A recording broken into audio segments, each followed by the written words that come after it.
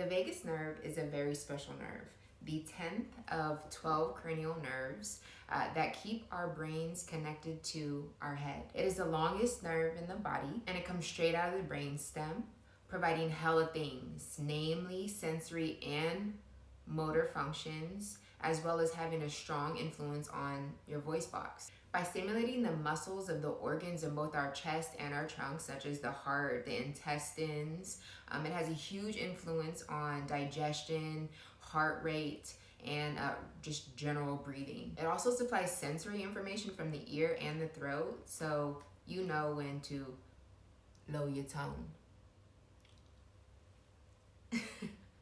So, if our gut is our first brain, breath is life, and you can't live without a heart, we should look into this, right?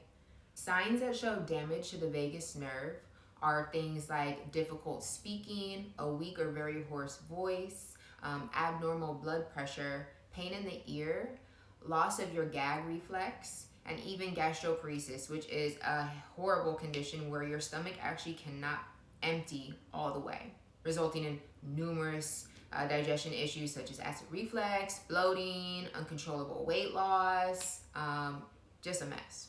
Now, hopefully you haven't made it there. And just for prevention, things that trigger the vagus nerve are standing for long periods of time, fear of physical harm, exposure to extreme heat, and straining. So don't push it out, just let it flow.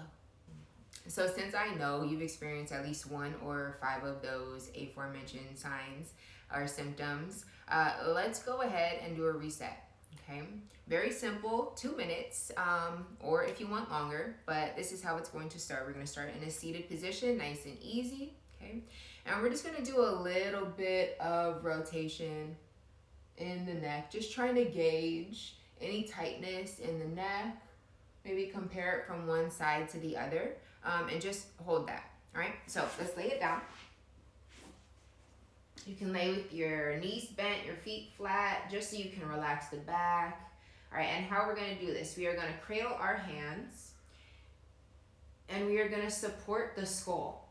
I like to use my thumbs right here resting behind on my mastoid, right behind my ears, just to ensure that my skull, my head does not move. So with the nose facing forward, we are just going to look to the right for 30 seconds, okay? Let's get it.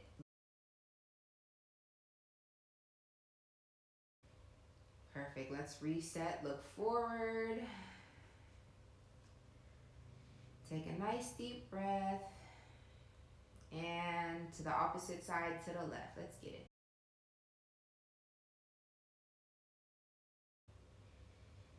Nice. Let's sit right back up. Noticing anything that may have popped up, maybe in our vision or in our mind's eye, memories, thoughts. Maybe you could take some time to consider and reflect on those a little bit later. But let's assess our range of motion again. Okay. Hopefully, it should be a little bit easier to twist side to side with less straining, less pain, less tension. Y'all know I love my mudras. The ability to hear yourself with your hands is amazing to me. So let's get into it. We have today, number 37, liberation. All right, so this is called the Bhairava Mudra. It assists with unity, freedom, and liberation. Its beneficial uses, it assists all the systems.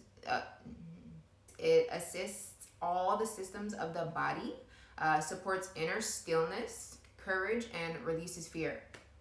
All right, so instructions. We are going to rest the left hand on your lap facing upward. Lay the right hand over the left, palm facing up. The focus and affirmation is, I honor the innate union of consciousness and bliss. I honor the innate union of consciousness and bliss. And what a fitting mudra and affirmation for the vagus nerve reset, because the vagus nerve controls so many things in terms of your brain, your heart, your respiration, how you digest and assimilate experiences in your life. And a lot of times We experience it and digest it and never let it go. Liberating yourself from all fears, all things that have hit you before that you still are being hurt from, and just letting it go, you know? This mudra also deals with the seventh chakra, which is directly related to the pineal gland and higher knowledge, because it is located in the base of the medulla, sort of right in back of the pineal gland. Stimulation in the area, more activation, more ascension, more awakening, more practice. And we could all use a little bit more of higher perspective from an objective state rather than subjective state, right? So try this. Please let me know how it worked for you, what you experienced, and stay tuned for more.